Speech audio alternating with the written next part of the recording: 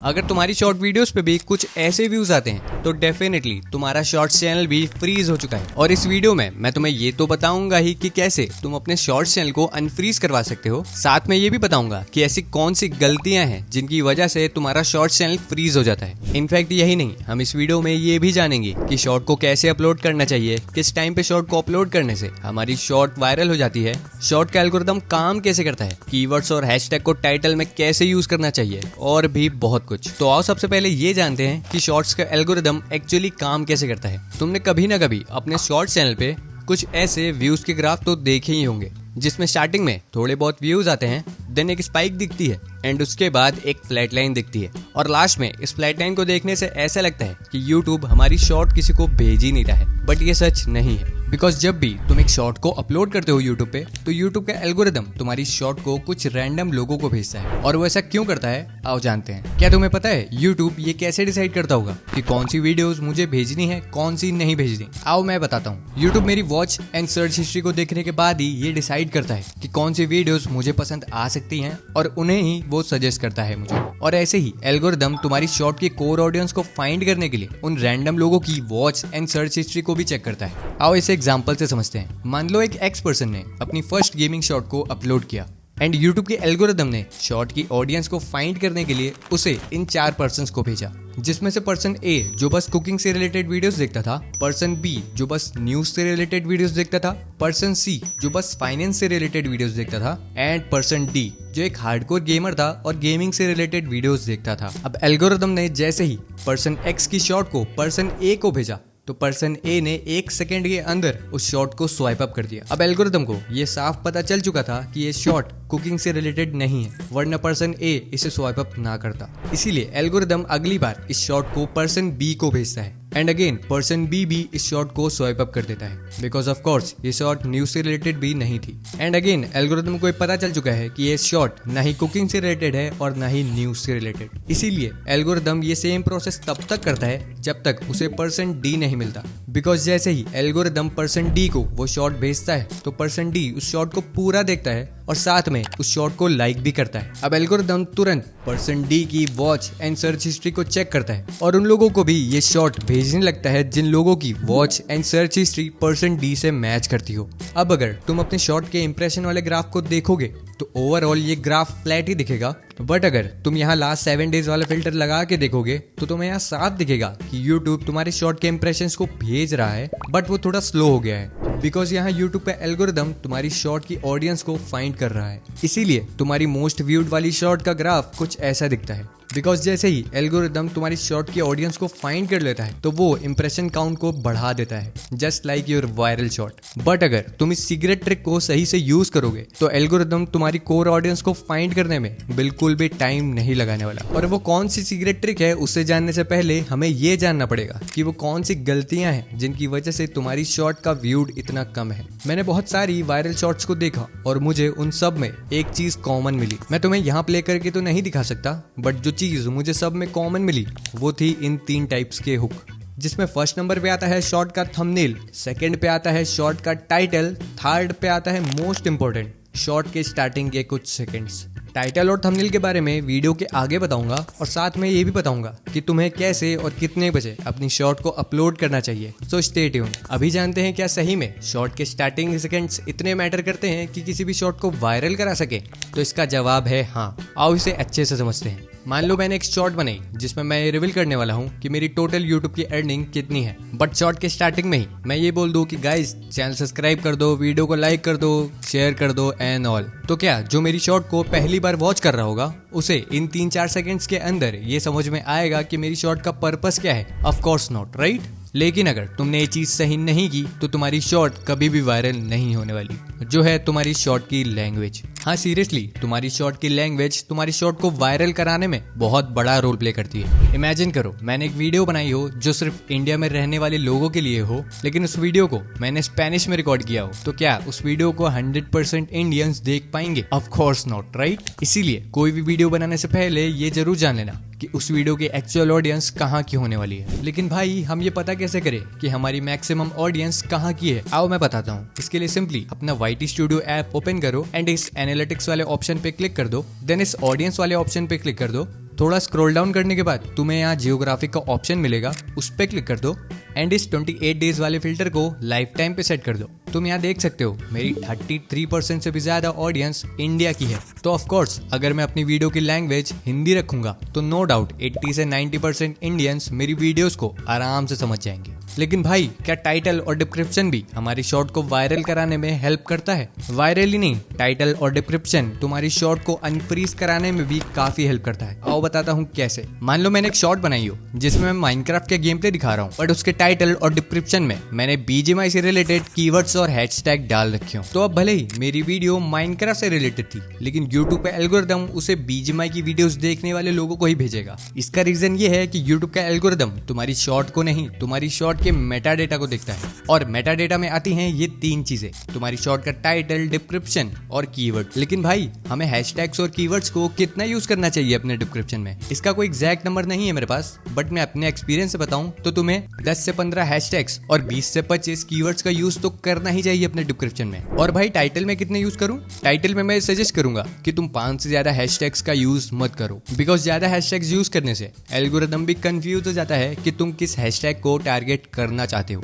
That's why मैं suggest नहीं करूंगा कि तुम 5 से ज्यादा हैशटैग्स का यूज करो। और भाई क्या सही में हैशटैग्स और कीवर्ड को यूज करने से हमारा शॉर्ट चैनल भी अनफ्रीज हो सकता है? इसका जवाब है हाँ, बिकॉज जब भी तुम हैशटैग्स और कीवर्ड्स को अपने टाइटल और डिस्क्रिप्शन में यूज करते हो तो एल्गोरिदम को काफी हेल्प मिलती है तुम्हारी कोर ऑडियंस को फाइंड करने में। बाय द वे अगर तुम भी ये मिस्टेक करते हो तो 100% चांसेस आर कि तुम्हारा शॉर्ट चैनल भी फुल्ली फ्रीज हो जाएगा। और वो क्या है बताऊंगा, लेकिन उससे पहले 1 मिनट के अंदर ये जानते हैं कि कैसे तुम्हें अपनी शॉर्ट को अपलोड करना चाहिए। सिंपली अपना YouTube ऐप ओपन कर लो एंड इस प्लस वाला आइकन पे क्लिक कर दो। अब जो भी शॉर्ट तुम्हें अपलोड करनी है उसे सेलेक्ट कर लो यहाँ से एंड अब इस ऐड साउंड वाले ऑप्शन पे क्लिक कर दो। थोड़ा स्क्रॉल डाउन करने के बाद तुम्हें यहाँ टॉप साउंड्स का ऑप्शन मिलेगा।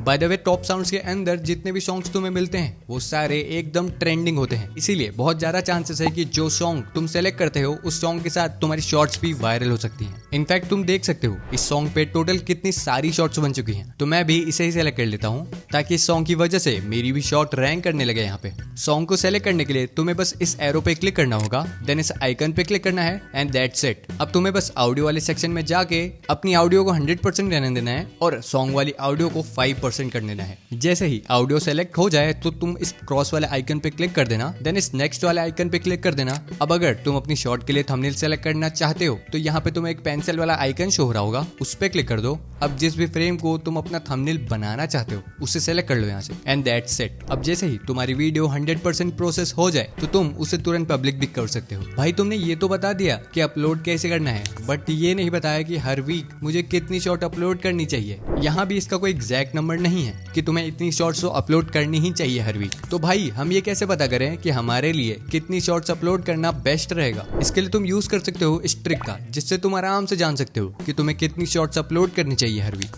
जिसका नाम है what's your making time. Simply तुम्हें बस ये नोटिस करना है कि तुम्हें एग्जैक्टली एक शॉर्ट को बनाने में कितना टाइम लगता है और इसी टाइम के हिसाब से तुम्हें अपनी शॉर्ट को अपलोड के लिए शेड्यूल करना है। आओ शॉर्ट में समझाता हूँ। मान लो मुझे एक शॉर्ट को बनाने में 1 दिन का टाइम लगता है। अब मैं इसमें 1 दिन और एक्स्ट्रा ऐड करूंगा ताकि मैं कंसिस्टेंटली वीडियोस अपलोड कर सकूं, बिकॉज तुम्हें भी ये बात अच्छे से पता है कि अगर तुम कोई काम बिना ब्रेक लिए करते हो और उसमें अच्छे रिजल्ट्स ना मिले तो तुम उस काम को ज्यादा दिन तक नहीं कर सकते, राइट? दैट्स व्हाई मैं अपने वर्किंग डेज में एक एक्स्ट्रा दिन ऐड करता हूँ, जिसको मैं बोलता हूँ ब्रीदिंग डे। ऐसे ही तुम भी अपनी मेकिंग टाइम को कैलकुलेट करके अपलोड्स को शेड्यूल कर सकते हो। जैसे मुझे अब ये पता चल चुका है कि मुझे हर वीक 3 शॉर्ट्स को अपलोड करना है। भाई ये क्वेश्चन है, मैंने अभी तक अपने शॉर्ट्स चैनल पे एक भी लॉन्ग वीडियो को अपलोड नहीं किया है, लेकिन मेरी शॉर्ट्स पे ठीक ठाक व्यूज आ जाते हैं। तो क्या मुझे अपने शॉर्ट्स चैनल पे लॉन्ग वीडियोस को अपलोड करना चाहिए? इसका जवाब है नहीं। मैं कभी सजेस्ट नहीं करूंगा कि तुम अपने शॉर्ट्स चैनल पे लॉन्ग वीडियोस को अपलोड करना स्टार्ट कर दो, बिकॉज शॉर्ट्स चैनल पे लॉन्ग वीडियोस को अपलोड करने से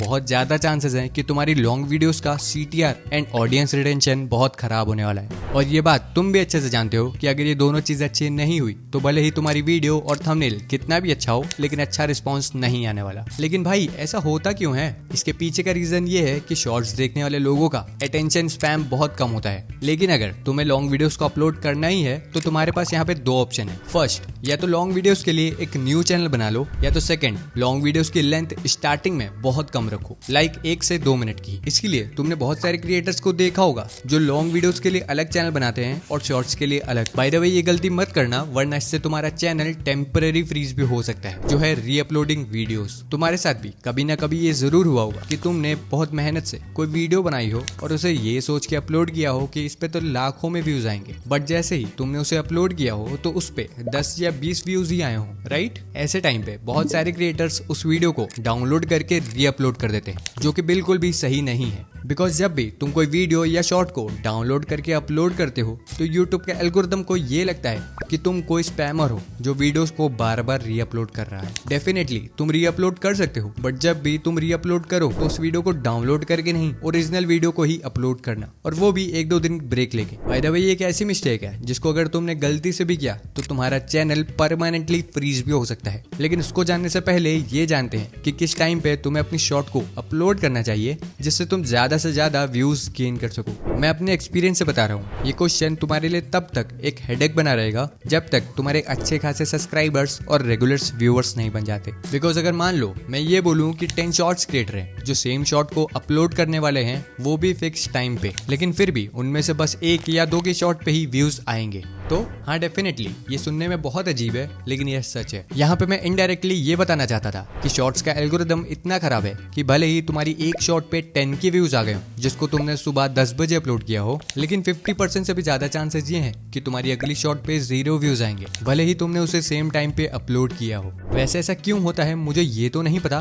बट मुझे ये जरूर पता है कि इसे ठीक कैसे करते हैं। तो आओ जानते हैं कैसे तुम अपने चैनल की अपलोड टाइमिंग को फाइंड कर सकते हो। इसके लिए सिंपली तुम्हें बस फॉलो करना है इन स्टेप्स को। स्टेप नंबर 1, तुम्हें अपलोड करनी है अपनी शॉर्ट्स को मॉर्निंग के टाइम। फॉर एग्जांपल मान लेते हैं तुमने अपलोड किया अपनी फर्स्ट शॉर्ट को मॉर्निंग 10 AM को। अब सिंपली तुम्हें ये नोटिस करना है कि 10 से 15 आवर्स के बीच में तुम्हारी शॉर्ट्स ने कैसा परफॉर्म किया है। फॉर एग्जांपल मान लेते हैं 15 आवर्स से भी ज्यादा हो चुके हैं लेकिन शॉर्ट ने बिल्कुल भी अच्छा परफॉर्म नहीं किया, जिसपे अभी के टाइम पे 4 ही व्यूज हैं। अब तुम्हें अपनी नेक्स्ट शॉर्ट को अपलोड करते टाइम को 1 आवर इंक्रीज करना है। फॉर एग्जांपल हमने पिछली शॉर्ट को 10 AM को अपलोड किया था, तो अब अपनी नेक्स्ट शॉर्ट को अपलोड करना है हमें 11 AM को। एंड अगेन फिर से तुम्हें नोटिस करना है कि इस बार भी 10 से 15 आवर्स के बीच में तुम्हारी शॉर्ट ने कैसा परफॉर्म किया। फॉर एग्जांपल मान लेते हैं इस बार शॉर्ट ने ठीक ठाक परफॉर्म किया है, उस पे व्यूज आ चुके हैं 2.7 के, तो अगली बार हमें सेम टाइम पे शॉर्ट को अपलोड करना है। चलो मान लेते हैं सेम टाइम पे शॉर्ट को अपलोड करने के बाद भी उस शॉर्ट ने अच्छा परफॉर्म नहीं किया, तो अब क्या, तो अब हमें फिर से टाइम को इंक्रीज करना है जो कि 11 AM से 12 AM हो जाएगा, और फिर से 10 से 15 आवर्स के बीच में परफॉर्मेंस को चेक करना है। एंड जैसे ही ये प्रोसेस 9 PM तक चला जाए तो तुम्हें सिंपली उस टाइम पे अपनी शॉर्ट्स को अपलोड करना स्टार्ट कर देना है जिन टाइम्स पे तुम्हारी कुछ शॉर्ट्स अच्छा परफॉर्म की थी।